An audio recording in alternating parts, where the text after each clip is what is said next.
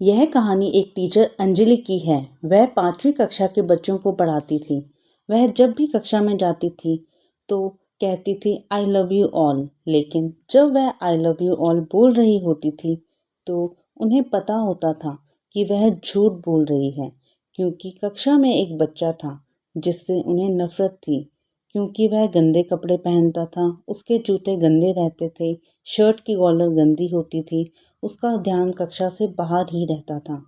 Anjali madam मन ही मन उससे घृणा करती थी। धीरे धीरे उनकी नफरत और बढ़ती गई। वह राजू पर ताने मारने लगी। जब वर्ष के बीच में प्रोग्रेस एग्जाम हुआ तो राजू के ग्रेड्स भी बहुत कम आए।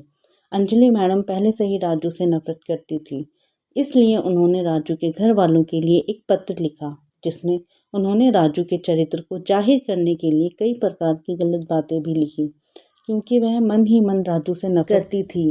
स्कूल का एक नियम था कि प्रोग्रेस रिपोर्ट घर पर भेजने से पहले प्रिंसिपल के पास जाती थी। जब प्रिंसिपल ने देखा तो उन्होंने सोचा मैडम ने तो एक भी बात अच्छी नहीं लिखी। प्रिंसिपल ने मैडम को बुलाया और कहा आपने एक भी बात अच्छी नहीं लिखी, बच्चे के बारे में कुछ तो अच्छा लिखिए। अंजलि जी कहने लगी कि बच्चा जैसा है सर मैंने वैसा ही लिखा है, इसमें बुरा ही क्या है। प्रिंसिपल सोचने लगे कि कैसे मैडम को समझाया जाए। उन्होंने कर्मचारी को बुलाया और कहा कि जो राजू की पुरानी क्लास की प्रोग्रेस रिपोर्ट है उनको आप अंजलि मैडम की टेबल पर जाकर रख दीजिए। अगले दिन जब मैडम विद्यालय आई, उनकी टेबल पर राजू की पुरानी प्रोग्रेस रिपोर्ट थी। मैडम बहुत खुश हुई कि अब देखती हूँ क्या क्या इसने कारनामे किए। पुरानी कक्षाओं में उन्होंने देखा तो राजू की तीसरी कक्षा की रिपोर्ट उठाई तो उसमें लिखा हुआ था कि राजू बहुत ही अच्छा बच्चा है, बहुत इंटेलिजेंट है और बहुत समझदार भी है।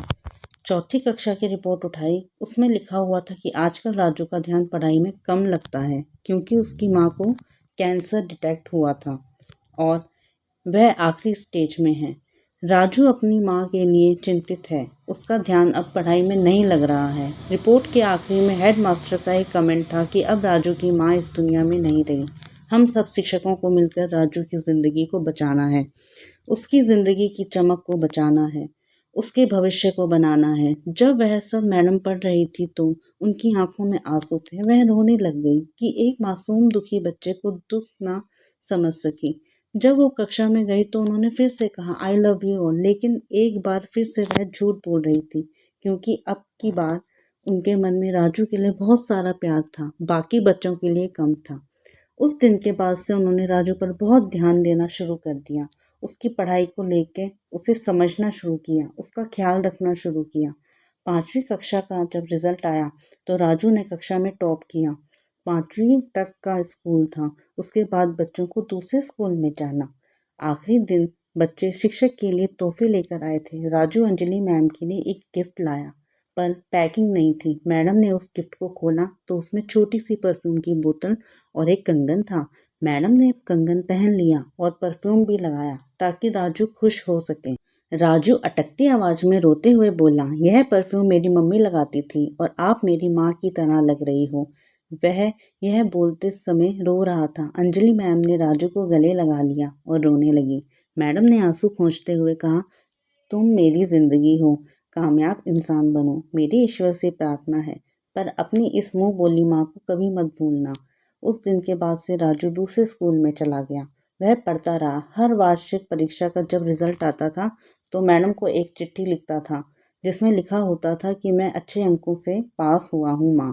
बहुत सालों के बाद अंजलि मैडम जब रिटायर हो चुकी थी तब उनके घर पर एक शादी आमंत्रण पत्र आया जिस पर नाम IAS राजू श्रीवास्तव लिखा था। वह राजू की शादी का कार्ड था। मैडम राजू की शादी में पहुंचती है। जब राजू ने उन्हें देखा तो वह सब कुछ छोड़कर उनके पास आया और उनका हाथ पकड़कर स्टेज पर लाता है। यह देख सभी अचंभित हो जाते हैं क्योंकि राजू दूल्हे के लिबास में था। राजू माइक लेता है और कहता है कि ये मेरी माँ है जिनसे मैं आपको मिलवाना चाहता था। राजू सभी को अपनी कहानी बताता है और रोने लगता है। कहानी यह सब देखकर मैडम भी रोने लगती है। इस प्रकार यह कहानी